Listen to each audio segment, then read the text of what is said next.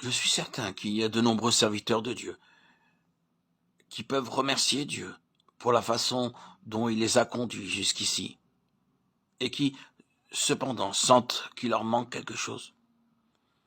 Ils n'éprouvent pas toujours, en parlant de Jésus, un sentiment de joie. Ils n'ont pas toujours conscience que Dieu les emploie comme instruments. Cependant, c'est là ce que Dieu désire de chacun de ses serviteurs. Combien d'enseignants, de professeurs, de laïcs, de chefs de classe bibliques peuvent dire « Je suis faible, timide, ignorant, mais je sais que c'est Dieu qui m'emploie, car j'ai consenti à faire tout ce qu'il voudrait. Bien que mon travail soit faible et que parfois j'en sois honteux, je ne me tourmente pas à ce sujet, car j'ai tout remis entre les mains de Dieu et me suis donné à lui afin qu'il m'emploie pour son service.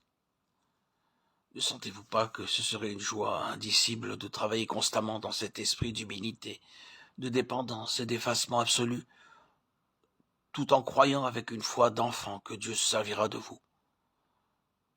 Oh, comment pourrais-je obtenir cela? Regardez les apôtres, regardez les disciples.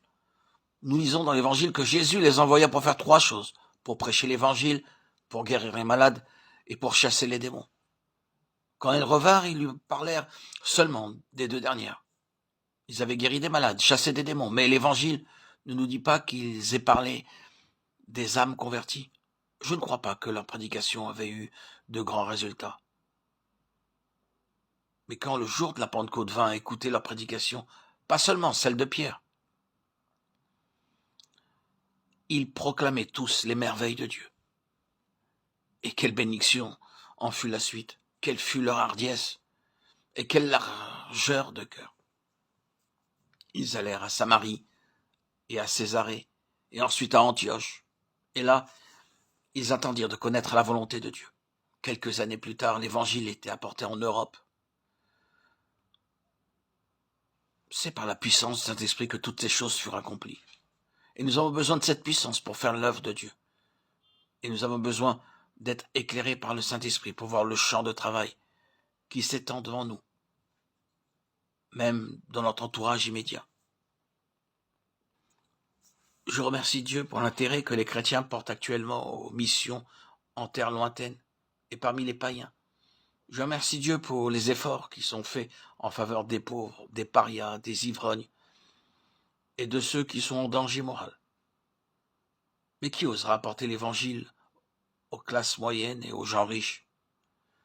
N'y a-t-il pas parmi vous des gens qui font partie d'une église ou d'une assemblée et qui assistent au culte dimanche après dimanche aux côtés de gens dont beaucoup sont inconvertis? N'avez-vous pas besoin d'être éclairé par le Saint-Esprit et d'être inspiré par lui? N'avez-vous pas besoin de la puissance divine, de l'amour divin et d'une hardiesse nouvelle pour prier, pour attendre et pour travailler?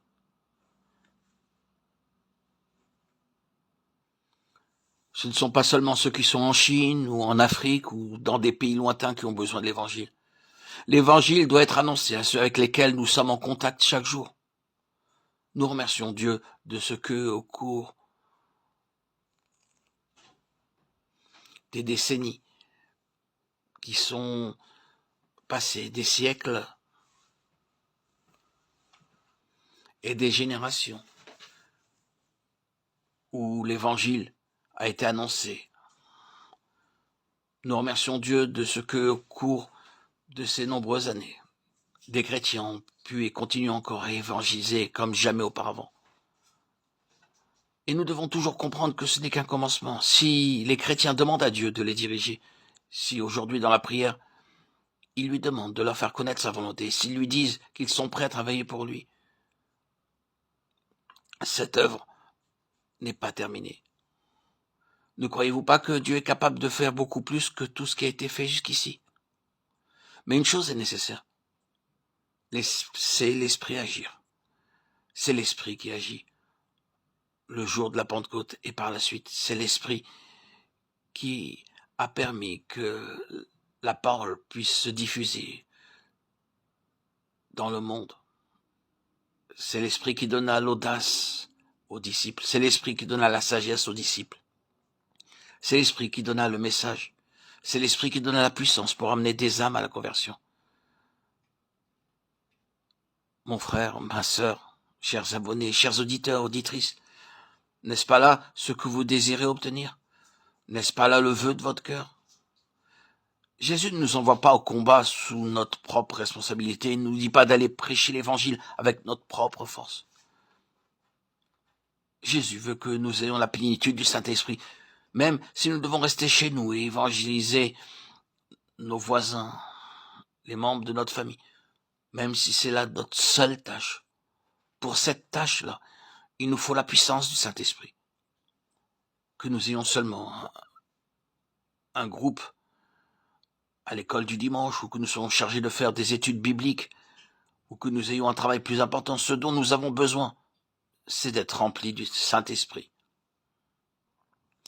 Permettez-moi de vous demander, êtes-vous prêt maintenant à recevoir de Jésus ce don? Il aime à l'accorder. La joie de Dieu, c'est d'honorer son Fils. Et c'est un honneur pour Christ, quand les âmes possèdent la plénitude du Saint-Esprit, parce que Christ montre ainsi ce qu'il peut faire pour elles. Ne réclamons-nous pas ce don? Et maintenant, si vous désirez obtenir cette bénédiction, dites tout d'abord, je dois être rempli du Saint-Esprit. Dites-le à Dieu. Et du fond de votre cœur, Seigneur, je veux ton esprit. Dites ensuite, je puis être rempli du Saint-Esprit. La promesse est pour moi. Saisissez cette assurance et que tout doute s'évanouisse. Les apôtres auparavant remplis d'orgueil et d'égoïsme furent remplis du Saint-Esprit parce qu'ils s'attachèrent à Jésus. Et vous, bien que pécheur, vous pouvez être remplis du Saint-Esprit si vous attachez à Jésus. Après cela, dites, je veux être rempli du Saint-Esprit pour obtenir la perle de grand prix. Vous devez vendre tout ce que vous possédez, vous devez tout abandonner. Êtes-vous disposé à le faire? Enfin, voici le dernier pas, dites, je serai rempli du Saint-Esprit. Dieu désire vous accorder ce don. Vous devez l'obtenir. Peu importe qu'il vienne comme un torrent ou dans un profond silence, peu importe qu'il vienne ce soir ou demain matin, dites, je serai rempli du Saint-Esprit. Si je me confie en Jésus, il ne peut pas me désappointer. Jésus est fidèle à ses promesses, c'est sa nature même, c'est son travail dans le ciel, c'est sa joie d'accorder aux âmes la plénitude du Saint-Esprit. Il l'a promis à ses disciples. Oh, réclamez là aujourd'hui même. Dites, je serai, Seigneur, c'est tellement solennel, je serai rempli du Saint-Esprit. C'est presque effrayant. C'est une telle bénédiction, Seigneur. Ne veux-tu pas me l'accorder? Mon cœur qui tremble dit, je serai rempli du Saint-Esprit. Oh, dites à Dieu, Père, celui qui sauve de tout péché, celui qui remplit du Saint-Esprit. Gloire à son nom.